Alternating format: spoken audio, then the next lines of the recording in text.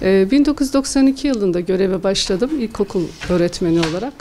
Daha sonra Şanlıurfa'ya atandıktan sonra buradaki biliyorsunuz o 28 Şubat sürecinin çok derin yaralarını çekiyorduk. Aynı zamanda bize zulmediliyordu. Bizi bir dışlanmışlık, bir ötekileştirme, emeklerimizin yok sayıldığı bir dönemden geçiyorduk. Bütün o dönem içerisinde dahi bizim tek düşüncemiz neslimize, insanımıza, çocuklarımıza faydalı olabilmekti. Bu anlamda üzerimize düşen her türlü fedakarlığı da yaptık. Ancak maalesef bu emeklerimiz görülmedi, görülmek istenmedi. Sadece inanıyoruz diye, sadece başörtüsü takıyoruz diye bütün emeklerimiz yok sayıldı. Bizim gibi olan meslektaşlarımız el üstünde tutulurken bizler ötekileştirildik, dışlandık, yok sayıldık. Emeklerimiz hiç edildi. Bu zulüm gerçekten büyük bir travma yaşattı bütün halkımıza.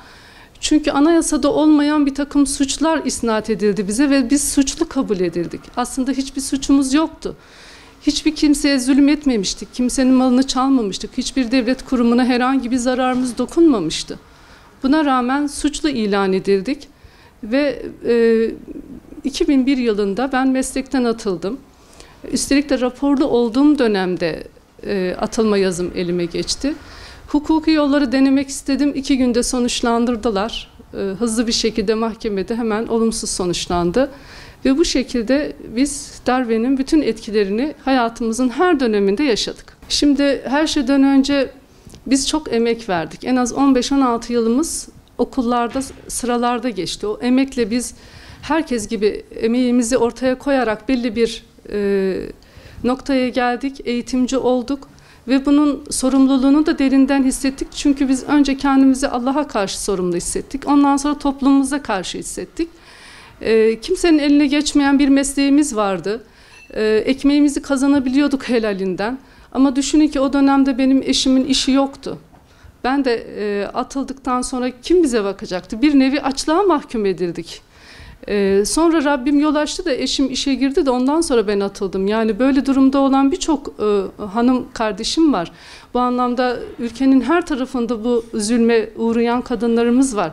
Bakanı olmayan, hiçbir şekilde sorumluluğu yüklenilmeyen kişiler var. Bunlar mesleklerinden olduktan sonra nasıl geçineceklerdi? Açlığa bir nevi mahkum edildik bu anlamda. Birçok fedakarlık yaptık. Yani bu anlamda insanlarımızın anlayışlı olmasını bekledik. Bizi anlamalarını bekledik. Ama biz yine de her şeyi sineye çektik. Rabbim rızası için dedik. Ve biz onurlu duruşumuzdan taviz vermek istemedik. Bu zulüm biliyorsunuz 24 yıldır sürüyor. Ve ben 24 yıldır atıldıktan sonra da meslekten ihraç edildikten sonra da 7 yıl boyunca bir dergi çıkardım. Bir kadın dergisi Şanlıurfa'da. Ve orada defaatle yazılarımda ben dile getirdim. Bütün bu mağduriyetlerimizin giderilmesi noktasında. 2006 yılında bize hak verildi, mesleğe dönüş hakkı verildi ama affedilerek geri gelebildik. Yani suçluyduk, affedildik. Ancak hangi suçtan affedildiğimizi hala anlayabilmiş değilim. Dolayısıyla bize suç isnat edilmişti ve biz atılmıştık. Döndükten sonra da yine baskılarla karşılaştık 2008 yılına kadar.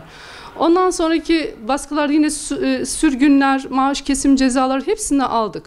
Ve defaatle biz bu mağduriyetlerimizin giderilmesi için gerek sendikal bazda olsun, gerek devlet kurumlarına olsun, CİMER'e olsun isteklerimizi bildirmeye çalıştık. Bir kısmı giderildi. Yani 5525 sayılı kanunla beraber mesela derece ve kademelerimiz verildi. Emekliliğimize sayıldı ancak maalesef bir memur olarak hani benim kendi sayfamda Mebbis ve Hitaf sayfalarım birbiriyle uyumlu değil. Ve ben hala 2008 yılından beri, geri döndüğümden beri bu sayfalarımın, bilgilerimin değiştirilmesini, düzeltilmesini talep ediyorum ve halen düzeltilmedi. Ancak maddi ve manevi hiçbir tazminatımız kesinlikle verilmedi. Ne maaşlarımız, ne ek derslerimiz hiçbir şekilde bize ödenmedi. Bu konudaki mağduriyetimiz gerçekten ortada, gün gibi ortada, suçsuz olduğumuz halde affedilerek geri geldik ve geriye dönük hiçbir talep edemezsiniz diye bir kayıt koydular. Halbuki bu anlamda yapılacak olan şey kanunda küçük bir revize yapılması yapılırsa zaten bu mağduriyetlerimizin giderileceğine inanıyorum. Yani 28 Şubat sürecinde bir tırpan vuruldu topluma, onun dini yaşantısına, kamplaşmalara ayrıldı toplum. Ötekileştirildi birçok kişi. Bu anlamda parçalanmış bir toplum yapısına dönüştük. Bu anlamda dinini, imanını koruyanlar açısından da çok büyük ezici darbeler aldık. Çok olumsuz tesirlerini yaşıyor, nesillerimiz yaşıyor bu anlamda. Postmodern bir darbenin 1000 yıl süreceğini söylediler. Belki görünürde 1000 yıl sürmedi, 7 yılla belki sınırlı kaldı ama etkileri ne kadar sürer bilmiyorum. O anlamda gerçekten toplumumuz halen de o darbenin etkisini yaşıyor. Bu anlamda nesillerimiz onun acısını çekiyor. Nasıl düzeltileceğini de Rabbim bize gösterecek. Dicle Üniversitesi Eğitim Fakültesi Türk Dili Edebiyatı bölümü mezunuyum. 28 Şubat'a öğrenciliğimin son günlerinde yakalandım. Dolayısıyla meslek hayatımın başlangıcıydı. Çok acı bir tecrübe oldu. O dişlilerin altında biz de birlikte ezildik. O Sincan'daki tankların dişleri bizim üzerimizden geçti resmen. Öğrenciliği cezayla tamamladım.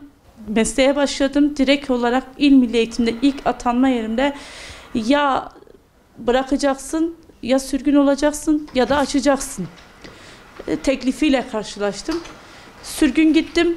Yine o dönemdeki akranlarıma göre şanslıydım. En azından sürgün gittiğim yerdeki müdürüm beni idare etti.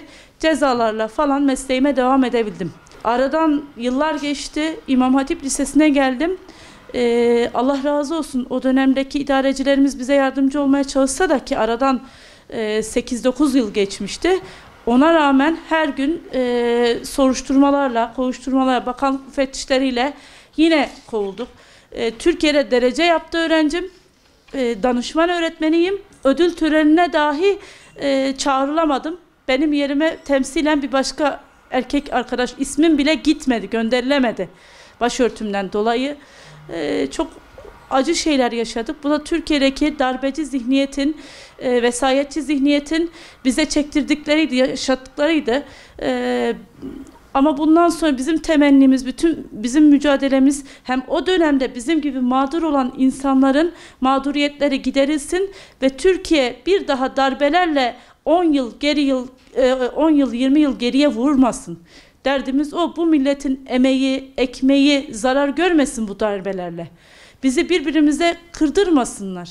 Hepimiz kardeşiz. Bu ülke hepimize yeter. Farklı olabiliriz. Bence farklılığımız zenginliğimizdir bizim. Derdimiz bu. Türkiye'de derece yaptırdım. Şanlıurfa gibi o dönemde bundan 15 yıl önce eğitim anlamında tamamen yerlerde olan bir memlekette ben Türkiye derecesi yaptım. İmam Hatip Lisesi öğrencisiyle, ama maalesef ismim dahi gönderilemedi. İsmim dahi gönderilemedi. Yine yemin törenlerine, bütün törenlere, öğretmenlik adına benim en mutlu günlerimin hepsinde ben Bodrumlarda geçirdim. Yine milli güvenlik dersi vardı. İmam Hatip Lisesi'nde milli güvenlik dersi sınavı için askeriyeden subay gelecek, öğrencilerimizi Bodrum'a indirdik. Bundan daha büyük bir zulüm olabilir mi? Sırf öğrencileri mezun edebilelim. Çünkü o sınavı vermezlerse öğrenciler mezun olamıyor. Yüzlerce öğrenci. Biz Bodrumlarda işledik. Gece yarıları sorgulara çağrıldık. Ve o darbeden 8-9 yıl geçmiş onları yaşadık. Düşünün ki o darbe anında yaşadıklarımızı. Resmen bir vebalı gibi, toplumun vebalısı gibi. Halen var, halen karşı. Biz ve siz halen var. Bu darbelerin getirdiği bir süreçtir. Halen kırılamadı. Yani bitti demeyin, kesinlikle demeyin. Gideriz, nur yolu izle gideriz, taş bağırda sular dizde gideriz. Bir gün akşam olur biz de gideriz, kalır dudaklarda şarkımız bizim. Şarkımızın dudaklarda kalabilmesi için rahatımızı bozmamız gerekir. Gelecek yorgun argınların değil, rahatını bozanlarındır. Allah bir daha bu millete 28 Şubatları yaşatmasın. 1000 yıl dedikleri süreç çok kısa bir zamanda iflas etti, bitti. Emanet ehlinin eline geçti ve İsrail'in, Siyonist devletin, çetenin ajanları olan o cuntacı generallerin her birisi bir taraftan geberip gitti. Allah topraklarını bol etsin.